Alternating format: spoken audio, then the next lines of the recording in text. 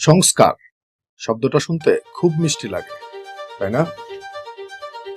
গত ১.৫ বছর ধরে এই শব্দটা আমাদের কানে বারবার ঢুকানো হয়েছে। বলা হয়েছে সব জঞ্জাল পরিষ্কার হচ্ছে, বাংলাদেশ রিসেট হচ্ছে। কিন্তু জঞ্জাল পরিষ্কার করতে গিয়ে কি আসলে পুরো ঘরটাই লুটপাট করে নেওয়া হলো? আজ আমি আপনাদের এমন এক হিসাব দেব যা শোনার পর আপনারা চমকে যাবেন। ঢাকা উত্তর সিটি কর্পোরেশনের ওই একটা ঘটনা কেবল একটা বিচ্ছিন্ন ঘটনা। এর নিচে লুকিয়ে আছে ক্ষমতা ধরে রাখা আর দেশ বিরোধী গভীর ষড়যন্ত্রের গল্প। ভিডিওটি শেষ পর্যন্ত দেখুন, কারণ শেষে আমি এমন এক সত্য ফাঁস করব যা আগে কেউ বলেনি। চলুন তথ্যে ফিরি। 2026 10 ফেব্রুয়ারি, তারিখটা মনে রাখবেন। ঢাকা উত্তর সিটি কর্পোরেশনের বিদায়ী প্রশাসক এজাজ মোহাম্মদ তার দায়িত্ব ছাড়ার মাত্র 2 দিন আগে কি করলেন জানেন? তিনি 34টা ফাইলে সই করলেন। কিসের ফাইল এগুলো? সাধারণ মানুষের সেবা, মশা নিধন, সৌন্দর্য বর্ধন? না, এগুলোর কোনোটাই না। এগুলো ছিল 1470 কোটি টাকার কাজের অর্ডার বা টেন্ডার। একবার ভাবুন, আপনার পকেটে আছে মাত্র 25 টাকা, আর আপনি দোকানে গিয়ে 1470 টাকার অর্ডার দিয়ে আসলেন। ডিএনসিসির কোষাগারে তখন পড়েছিল মাত্র 25 কোটি টাকা, অথচ তাদের প্রতি মাসে বেতন দিতেই লাগে 13 কোটি টাকা। এই যে 1470 কোটি টাকার স্বপ্ন দেখিয়ে গেলেন তিনি, এই টাকা কি আসমান থেকে পড়বে, নাকি এর পেছনে ছিল যাওয়ার আগে পকেট ভরো নীতি? কোষাগার খালি জেনেও কেন তিনি এত টাকার সই করলেন? এর পেছনে আসল মাস্টার মাইন্ড কে? এখন প্রশ্ন হলো, এই এজাজ মোহাম্মদ আসলে কে? তিনি কি হুট করে এসেছেন? না, তিনি ছিলেন স্থানীয় সরকার উপদেষ্টা মহানায়ক আসিফ মাহমুদের খুবই কাছের মানুষ। আসিফ মাহমুদ যখন টিভিতে বসে সততা রাস্তায় দাঁড়িয়ে মাইক নিয়ে নীতি কথা বলেছিলেন চিল্লায়া চিল্লায়া, ঠিক তারপরেই আসিফ মাহমুদ মন্ত্রী হওয়ার পরে, মানে উপদেষ্টা হওয়ার পরে, তার নাকের ডগায় বসে এজাজ মোহাম্মদ এই লুটপাট চালিয়েছেন।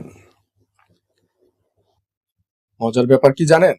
এই এজাজ মোহাম্মদের আমলনামা কিন্তু অনেক পুরনো।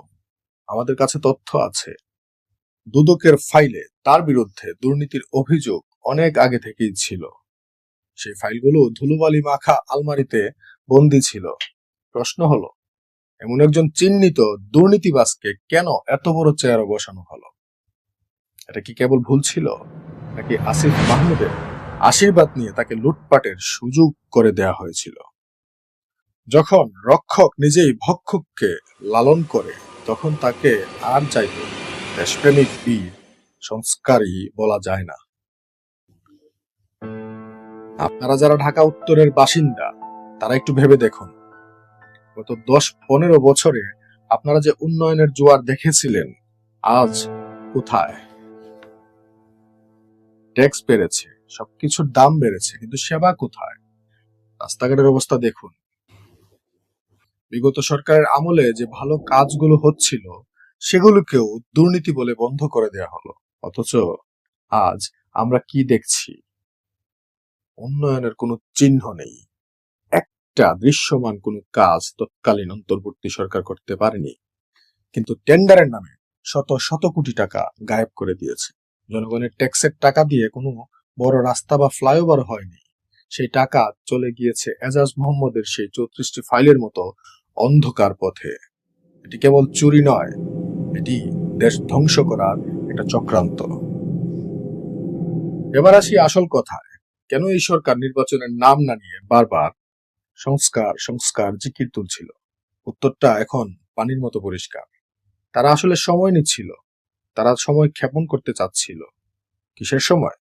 দেশের টাকা চুরি করে নিজেদের পকেটে ভরার সময়, প্রশাসনের সব জায়গায় নিজেদের লোক বসানোর সময়, আর সবচেয়ে ভয়াবহ, আগের সরকারের সব ভালো কাজ নষ্ট করে দেশকে অকার্যকর করে বিদেশি শক্তির হাতে তুলে দেওয়ার সময়। যারা 5ই আগস্টকে দ্বিতীয় স্বাধীনতা বলেছিলেন, তাদের কাছে আমার প্রশ্ন, এই কি আপনাদের স্বাধীনতার নমুনা? যেখানে কাজ বন্ধ কিন্তু চুরি চলছে দেদারসে, যেখানে আমাদের মুক্তিযুদ্ধের চেতনাকে মুছে ফেলার চেষ্টা চলেছে প্রতি পদে পদে, মুক্তিযুদ্ধে নাম নিলে কারাবরণ করতে হয়েছে। অনেকে মনে করেন 2024-এর 5ই আগস্টের ঘটনা ছিল হুট করে ঘটে যাওয়া একটা গণ অভ্যুত্থান। কিন্তু আজ যখন আমরা এই লুটপাটের মহোৎসব দেখি, তখন সব পরিষ্কার হয়ে যায়। 5ই আগস্ট কোনো মুক্তি ছিল না, এটি ছিল বাংলাদেশকে লুট করার এক নতুন ফন্দি। ইউনূস সরকারের ওই সময়টা আসলে ছিল একটা লুটেরা সিন্ডিকেটের আড্ডাখানা। তারা জানতো তারা জনগণের ভোটে আসেনি, জনগণের কাছে তাদের কোনো জবাবদিহিতা নেই। তারা জানতো যত বেশি দিন তারা নির্বাচন আটকে রাখতে পারবে, ক্ষমতা আঁকড়ে ধরে রাখতে পারবে, তত বেশি কোটি কোটি টাকার ফাইল সই করা যাবে। এজাজ মোহাম্মদের এই ঘটনা তো একটা সামান্য উদাহরণ মাত্র, আসল ঘটনা আরো ভয়ঙ্কর। ভিডিও শুরুতে বলেছিলাম শেষে এক ভয়ঙ্কর তথ্য দেব, শুনুন তবে। আমাদের কাছে আসা তথ্য বলছে এজাজ মোহাম্মদ যেসব কোম্পানিতে টেন্ডার দিয়েছেন তার বেশিরভাগই হলো ভুয়া কোম্পানি। এই কোম্পানিগুলোর মালিক আসলে কারা? আমাদের তথ্য এও বলছে এদের পেছনে ছিল তৎকালীন প্রশাসনের খুব ক্ষমতাধর কিছু মানুষের পরিবার। অর্থাৎ অফিসে কোনো লোক নেই, কাজ নেই, কোটি কোটি টাকা তাদের পকেটে চলে গিয়েছে। সংস্কারের দোহাই দিয়ে তারা আসলে নিজেদের আখের গুছিয়ে নিয়েছে। তারা জানতো তাদের সময় শেষ, তাই যাওয়ার আগে শেষ কামড়টা দিয়ে গেল।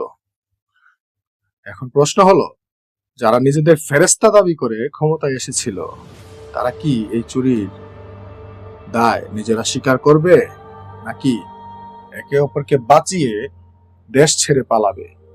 বর্তমান সরকারের দায়িত্ব কি? জবাব আপনাদের কাছে। আপনারা কি এই লুটপাট মুখ বুজে সহ্য করবেন, নাকি প্রতিবাদ করবেন? আজকের এই বিশ্লেষণ আপনাদের কেমন লাগলো কমেন্টে জানান। ভিডিওটি শেয়ার করুন যাতে সবাই এই ভণ্ডামি বুঝতে পারে। আর আমাদের চ্যানেলটি সাবস্ক্রাইব করে আমাদের এইভাবে কঠিন সত্য বলতে অনুপ্রেরণা দিন। ধন্যবাদ।